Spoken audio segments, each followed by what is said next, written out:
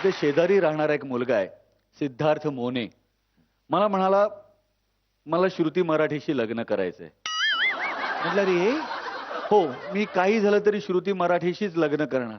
म्हटलं रे असं काय करतोस तू. तो नाही नाही देवानेच बघा कसं जुळवून दिलंय. श्रुती मराठे SM, सिद्धार्थ मोने SM. मी तिला सुखात ठेवीन आनंदात ठेवीन. अहो आजकाल तो दिसला ना की मी अरे बापरे वाट बदलतो वेगळ्या रस्त्याने निघून जातो. अहो पण का? कारण श्रुतींचं सुद्धा अजून लग्न व्हायचंय आणि तो मुलगा जर चांगला असेल आणि त्याला त्यांच्याशी लग्न करायचं असेल तर भेट करून द्या. घडलं तर काय वाईट आहे. सर प्रॉब्लेम तो नाहीये. सिद्धार्थचं वय 5 वर्षाचा मुलगा आहे तो सिद्धार्थ मोने.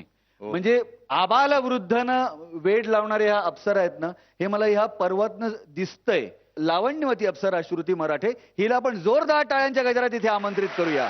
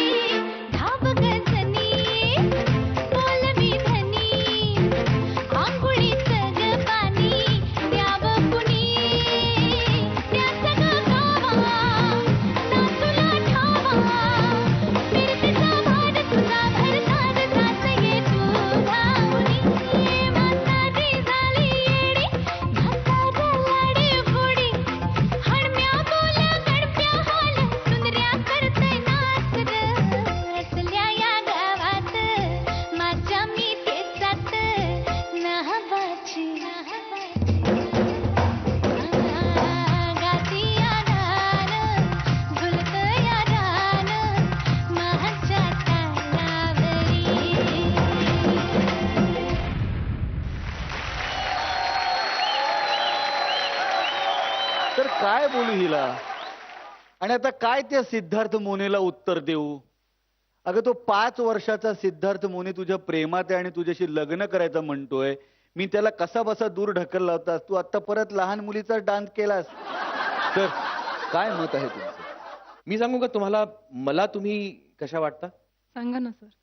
जशा तुम्ही आता आहात तशा वाटता.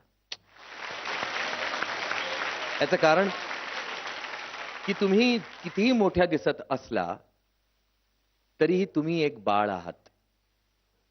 तुमच्या स्वभावानं, तुमच्या विचारांनं, तुमच्या वृत्तीनं. आणि तुमचं ते बाळपण तुम्ही फार लपवत असता. सर्वांशी. माझे खूप जवळचे मित्रमैत्रिणी आणि आई बाबा किंवा बहीण नेहमी असं म्हणतात की तू सगळ्यांची फार गोड वागतेस, तू असं लाडात लाडात बोलते आणि मग सगळे तुला ग्रांटेड घेतात. हा. त्यामुळे हे खूप वेळा मी ऑब्झर्व सुद्धा केलेलं आहे की हे असं खरंच माझ्या बरोबर होतं. म्हणूनच मी स्वतःला अशा प्रकारे सांभाळते. आणि खूप कमी लोक आहेत ज्यांना खरी श्रुती कशी आहे हे माहितीये. आणि मला हा परफॉर्मन्स करताना खूप I was very happy doing it. कारण ते सगळं तो नाटकीपणा आणि ते असं तसं आणि हे आणि ते हे असे सगळे जे एक्सप्रेशन्स होते ते मला करायला मिळाले ते. हा परफॉर्मन्स तुमचा सुरेख झाला. Thank you sir, thank you. कोरिओग्राफी पण खूप सुरेख होती तुमची.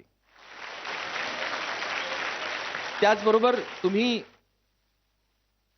म्हणजे ते बैल असो किंवा ती कोणाची तरी बायको असो किंवा काही असो, ते करताना तुम्हाला स्वतःला इतकी मजा येत होती ना, आणि ती मजा तुमच्यातली आमच्यापर्यंत पोहोचली म्हणूनच आम्हाला मजा आली.